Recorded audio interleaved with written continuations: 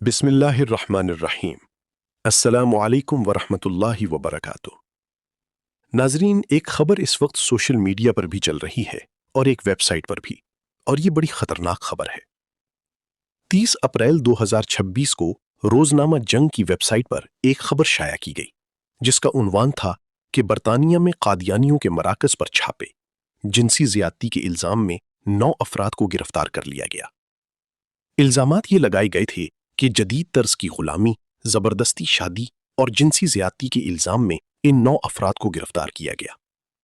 اصل میں شمال مغربی لندن سے تقریباً 500 پولیس اہلکاروں نے ایک بڑا آپریشن لانچ کیا جس میں سائر کے علاقے میں ان کے گروپ ہیڈ کوارٹر پر بھی چھاپا مارا گیا اور 3 مقامات پر وارنٹ استعمال کیے گئے۔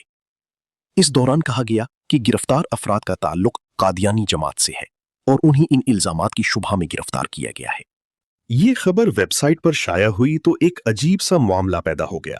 لوگوں میں یہ تاثر پھیلنے لگا کہ قادیانی مراکز میں جنسی زیادتی کی جاتی ہے اور لوگوں سے غلامی کروائی جاتی ہے۔ اس پر جب جماعت احمدیہ پاکستان کے ترجمان سے رابطہ کیا گیا تو انہوں نے بتایا کہ یہ ایک فیک نیوز ہے جس کا جماعت احمدیہ سے کوئی تعلق نہیں۔ جس جماعت کا ذکر کیا گیا ہے، رپورٹرز نے اسے بالکل غلط رنگ دیا ہے۔ نہ جماعت احمدیہ کے کسی مرکز پر پولیس نے چھاپا مارا ہے اور نہ ہی کسی مرکز سے کسی کو گرفتار کیا گیا ہے۔ یہ سراسر ایک جھوٹی خبر ہے جو بغیر تصدیق کے شائع کی گئی ہے۔ جماعت نے اس پر سخت احتجاج بھی کیا ہے اور احتجاجی پریس ریلیز بھی جاری کی ہے کہ روزنامہ جنگ کو چاہیے تھا کہ برطانیہ میں اپنے نمائندوں سے رابطہ کر کے واقعے کی تصدیق کرتا۔ جن لوگوں کے بارے میں کہا جا رہا ہے کہ وہ گرفتار ہوئے ہیں، ان کا جماعت سے کوئی تعلق نہیں ہے۔ ناظرین، یہ بتائیے کہ خبر ویب سائٹ پر بھی اگر موجود ہے اور لوگوں نے سوشل میڈیا پر دیکھی تو سمجھتے ہیں کہ روزنامہ جنگ کی خبر سچ ہوگی۔ کیسے باہر کے کسی ادارے یا نیوز چینل نے تصدیق نہیں کی؟ یورپ کے قانون تو اتنے سخت ہیں، اور پھر خود کسی نے تحقیق کیوں نہیں کی؟ نہ کسی انگریزی چینل نے یہ خبر دی، نہ برطانوی حکومت کی طرف سے کوئی بیان آیا۔ لوگ تحقیق کیوں نہیں کرتے؟ سب سے بڑی وجہ یہ ہے کہ جنگ پاکستان کا ایک بہت بڑا اور پرانا میڈیا گروپ ہے۔ اس کے اخبارات بھی ہیں اور نیوز چینل بھی، اور یہ پاکستان کے ابتدائی صحافتی اداروں میں سے ایک ہے، اسی لیے لوگ اس پر بھروسہ کرتے ہیں۔ غلطی یہ ہوئی کہ اگر برطانیہ میں ایسا کوئی واقعہ ہوا تھا تو کم از کم وہاں اس کی تصدیق کی جاتی۔ اصل میں جن لوگوں کو گرفتار کیا گیا ان کا تعلق family region of peace and light نامی ایک تنظیم سے تھا۔ ان افراد کی عمریں 40 سے 42 سال کے درمیان تھیں اور ان کا تعلق میکسیکو، امریکہ، اسپین اور اٹلی سے تھا۔ برطانیہ میں جماعت احمدیہ نے واضح طور پر تصدیق کی ہے کہ نہ کسی مرکز پر چھاپا مارا گیا اور نہ کسی کو گرفتار کیا گیا۔ اس سے پہلے بھی بتاتا چلوں کہ روزنامہ جنگ پاکستان میں جماعت احمدیہ کے خلاف شدید مخالفت کی وجہ سے ان کے خلاف خبریں لگاتا رہتا ہے۔ ناظرین، آپ یہ بتائیں کہ آج کے دور میں کون شخص یہ کہہ سکتا ہے کہ وہ غلامی کی زندگی گزار سکتا ہے؟ ہمارے پاکستان اور ہندوستان میں تو سندھ کے وڈیرے غلام رکھتے ہیں اور جیلیں بنائی ہوئی ہیں، لیکن یہ تو ایک بین الاقوامی جماعت ہے۔ اس پر اس طرح کی خبر لگانا سمجھ سے باہر ہے۔ یہ ایک بہت بڑی ناکامی ہے۔ برطانیہ میں روزنامہ جنگ کے نمائندوں نے پتہ نہیں کس ذریعے سے یہ معلومات لیں اور بی بی سی کا نام لے کر شہرت حاصل کرنے کی کوشش کی۔ بی بی سی نے بھی اپنی رپورٹ شائع کی اور ان افراد کو ملوث بتایا جس کا ہم نے اوپر ذکر کیا ہے۔ لیکن اصل بات یہ ہے کہ برطانیہ میں جماعت احمدیہ ایک مضبوط اور کھلی جماعت ہے، کوئی چھپی ہوئی تنظیم نہیں۔ اگر وہاں ایسا کوئی معاملہ ہوتا تو B B C, Reuters, C N N, telegraph اور دیگر بین الاقوامی صحافی ضرور اس کی تصدیق کرتے۔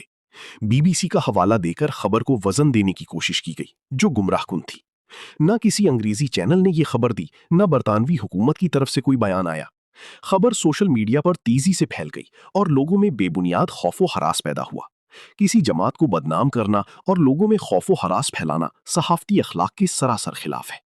یورپ میں سب کو معلوم ہے کہ شادی کی قانونی عمر 18 سال ہے اور اس عمر سے پہلے رجسٹریشن ممکن ہی نہیں۔ کچھ ایسے افراد بھی ہیں جو جماعت احمدیہ سے الگ ہو کر اپنے الگ نظام بنا لیتے ہیں اور مختلف نام رکھ لیتے ہیں۔